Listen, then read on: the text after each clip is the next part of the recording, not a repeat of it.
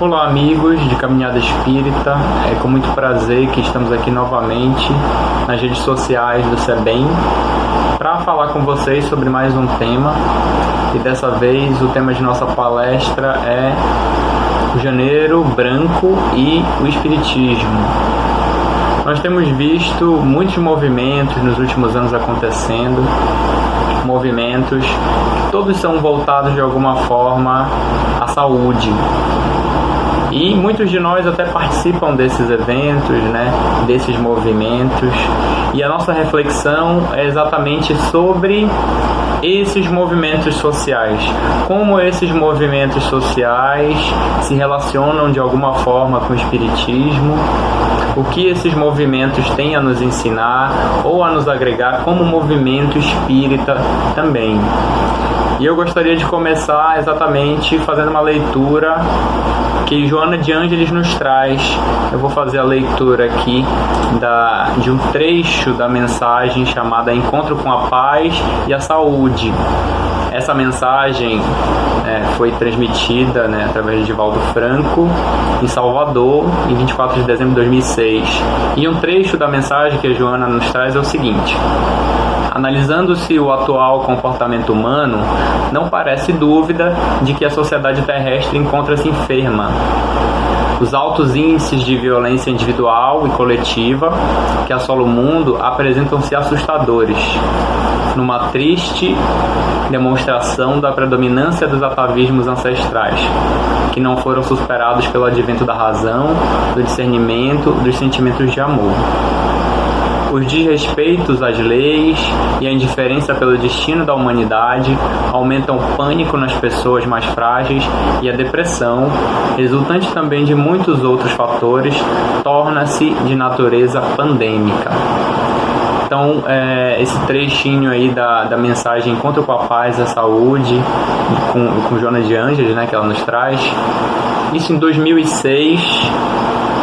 nos demonstra que não estamos tão diferentes assim agora em 2021, Parece que ela descreve o nosso momento atual.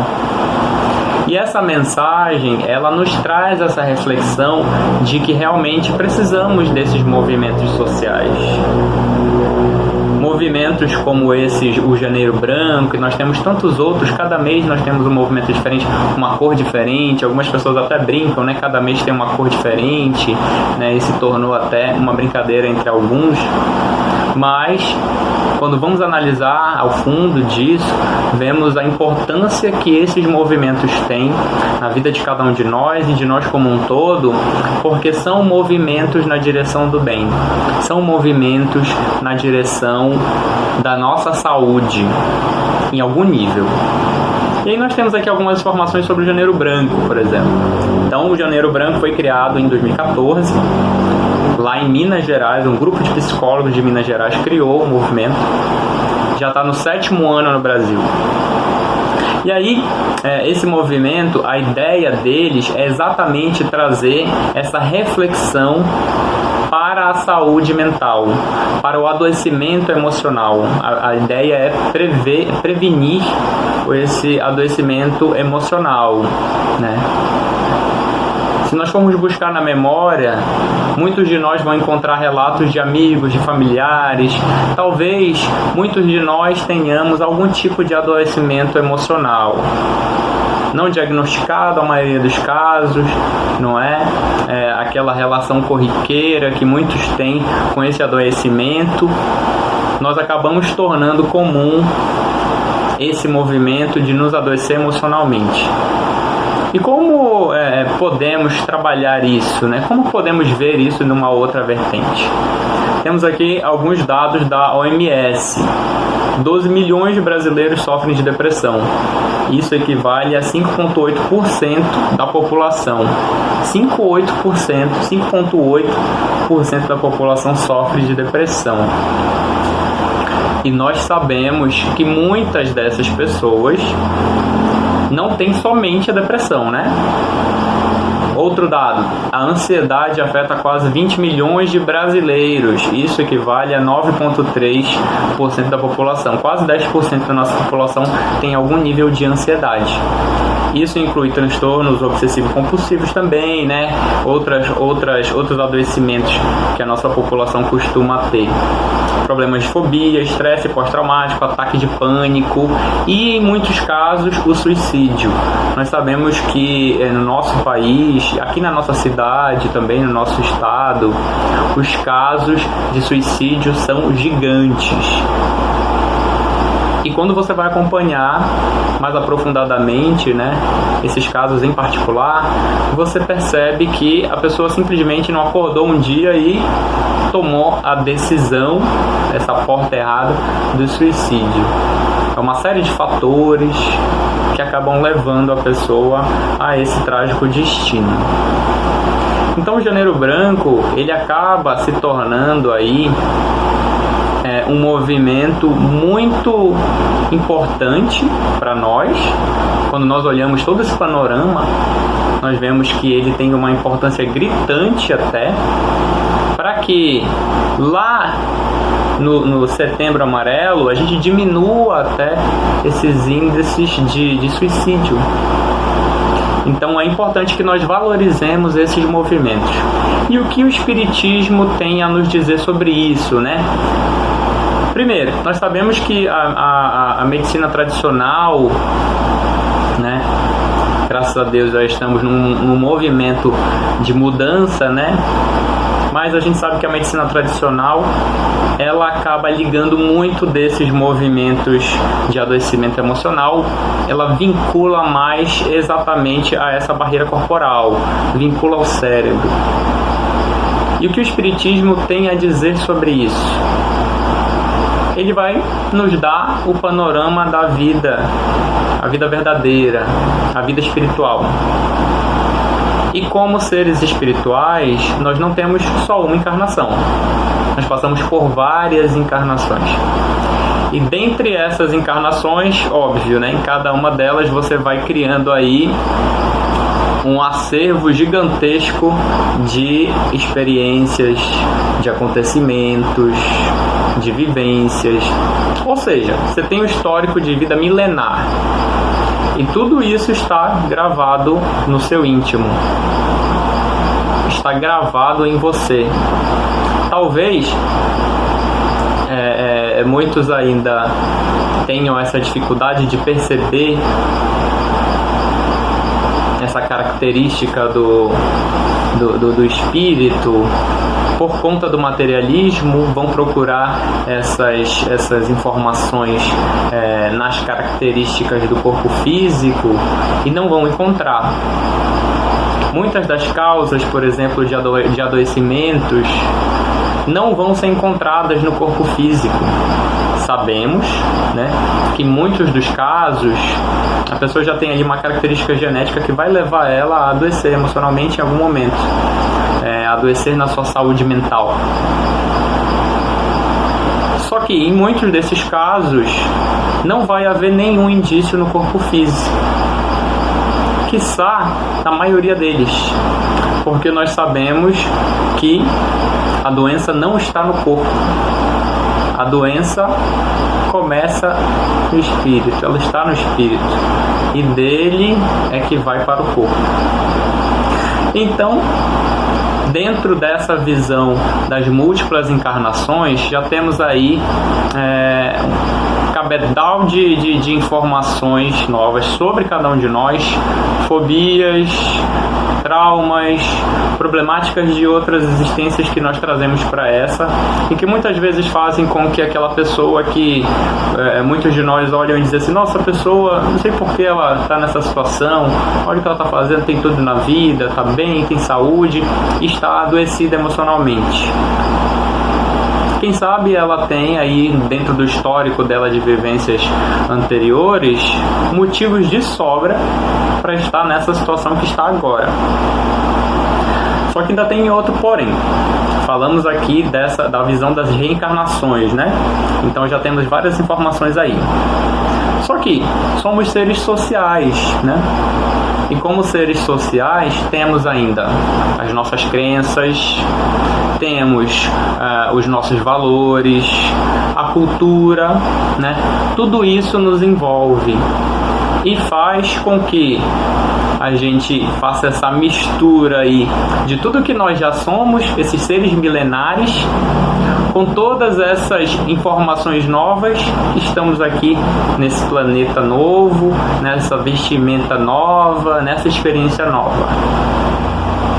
E aí tem aqui uma informação importantíssima da medicina, um dos estudos da medicina chamado psiquiatria transcultural.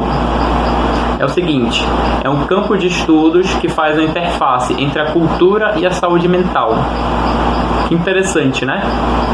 O nível que a medicina está se desenvolvendo, assim como todo o nosso planeta, está chegando já nessa visão de que, como diz a psiquiatria, essa psiquiatria transcultural, existe uma relação entre a saúde mental e a cultura, ou seja, aquilo que está ao nosso redor, a forma que nós vemos as coisas, como interagimos com as coisas.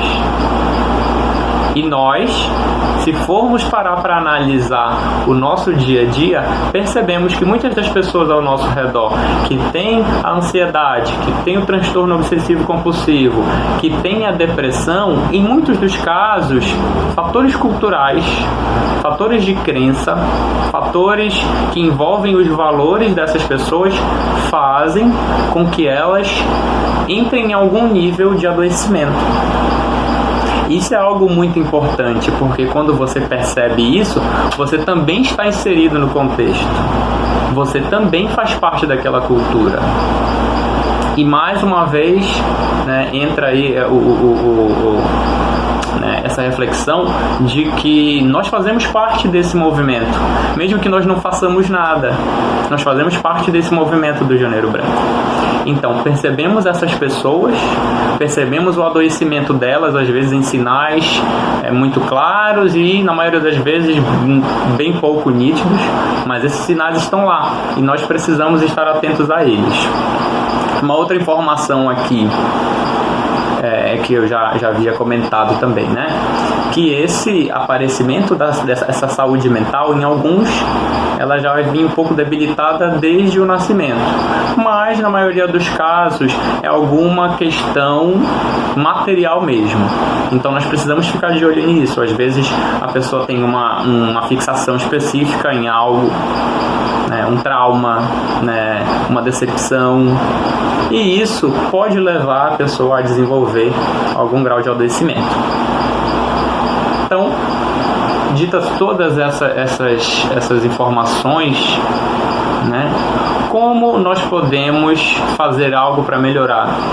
Nós, enquanto espíritas, nós, enquanto seres humanos, também viventes, né, dentro da nossa faixa carnal e também propensos a essas mesmas questões. Quantos de nós, muitas vezes, nos adoecemos mentalmente, não cuidamos bem da nossa casa mental e acabamos entrando numa vibração não muito positiva? Se alimentarmos essa vibração, muito provavelmente vamos adoecer. Então, como trabalhar isso, né? Como desenvolver melhor? É exatamente a proposta do movimento do Janeiro Branco. E vejam como a proposta desse movimento, assim como de todos os outros movimentos que são prevenções para que a gente viva melhor, como ele casa direitinho com a moral espírita, que é a da caridade e do amor. A proposta é a seguinte, a proposta do movimento, eu vou ler para vocês. Propor um mundo no qual as pessoas tenham mais responsabilidade consigo mesmas e com as outras pessoas.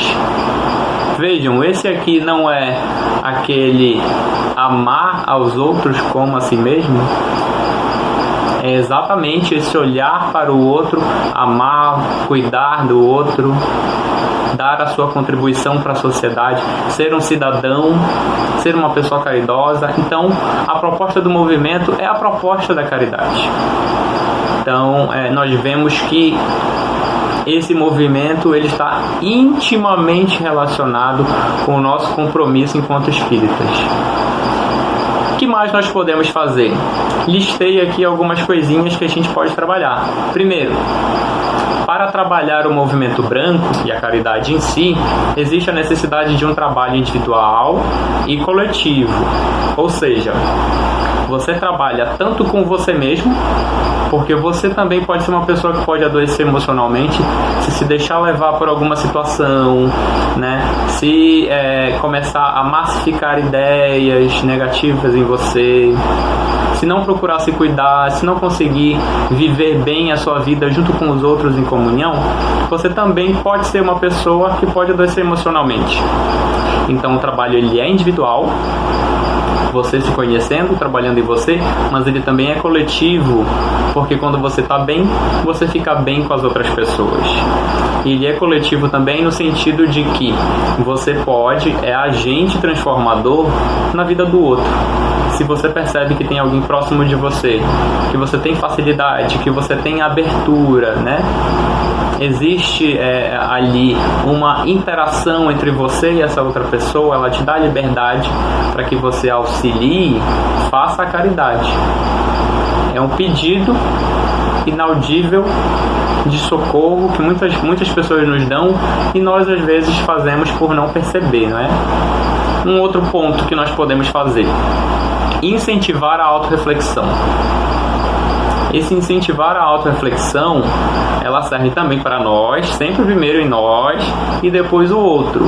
Então, quando você para fazer essa autorreflexão, você começa a avaliar seus propósitos, começa a avaliar o sentido de vida, para onde você vai, por que você está aqui, o que você está fazendo, o que deveria fazer, né? O que você sente falta, né?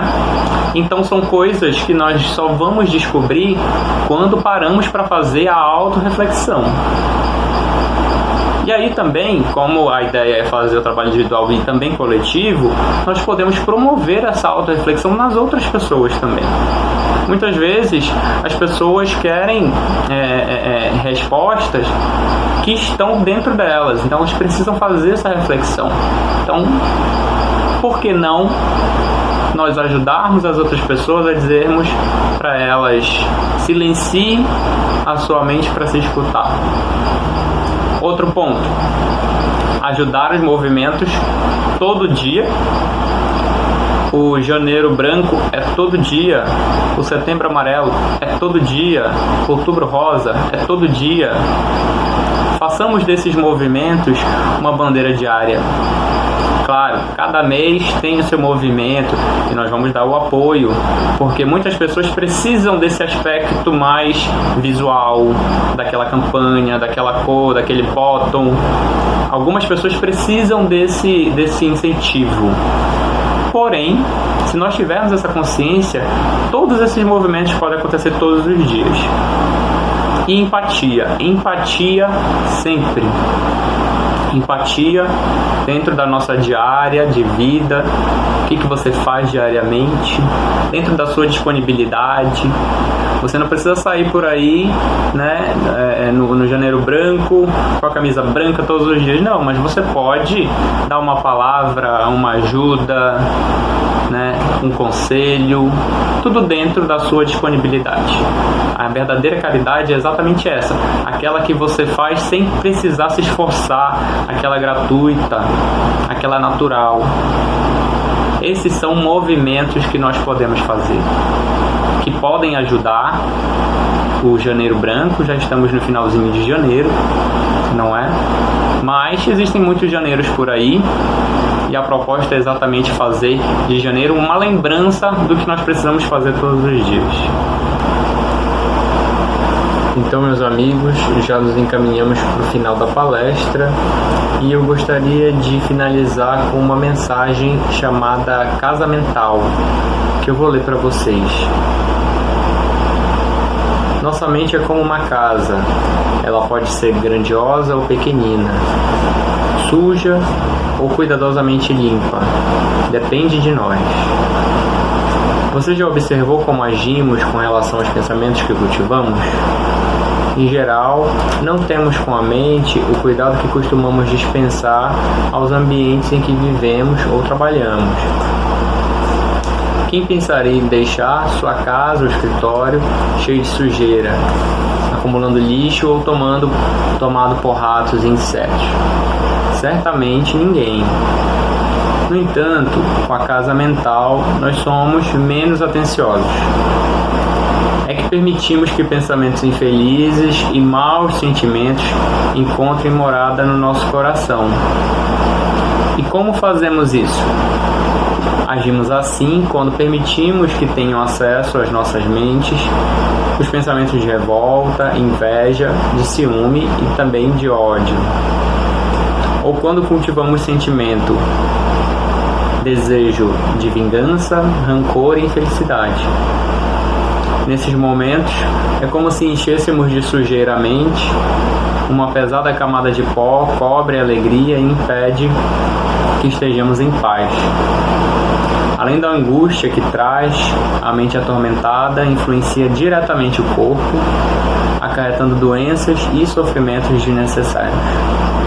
E o pior, contribui para o isolamento. Sim, porque as pessoas percebem que não estamos bem espiritualmente. O azedume das nossas palavras, o rosto contraído, tudo faz com que os outros desejem se afastar de nós, agravando a nossa infelicidade. E o que fazer para impedir que isso aconteça? A resposta foi dada por Jesus: orar e vigiar.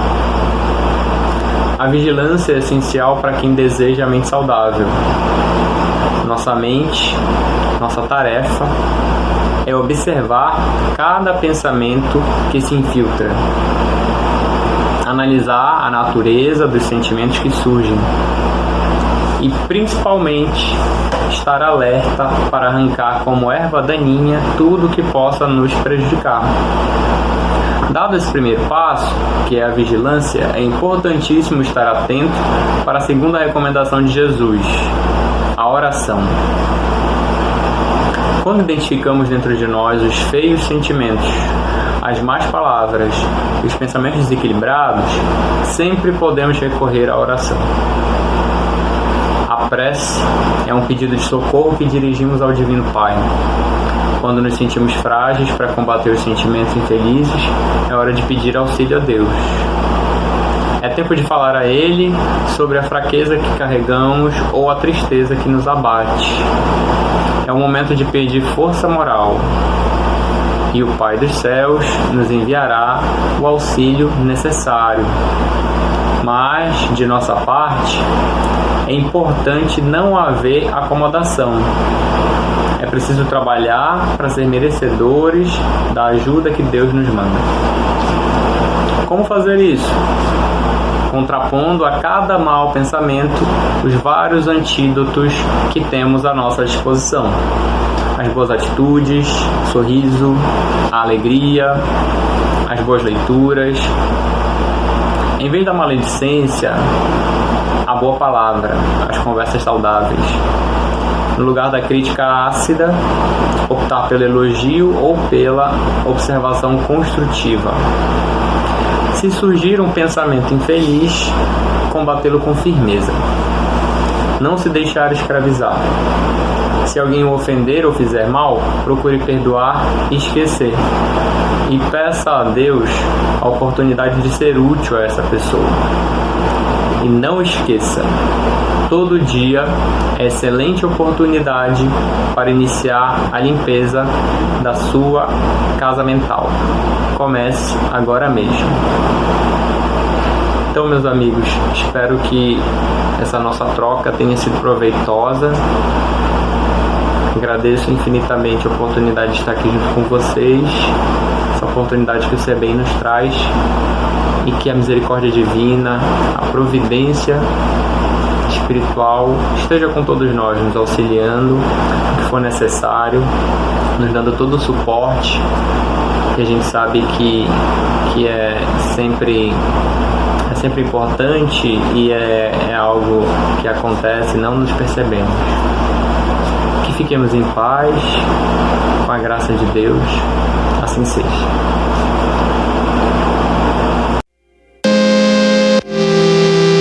Olá, tudo bem? Você gostou da nossa palestra? Algum ponto que lhe chamou a atenção? Comente aqui embaixo, queremos lhe ouvir.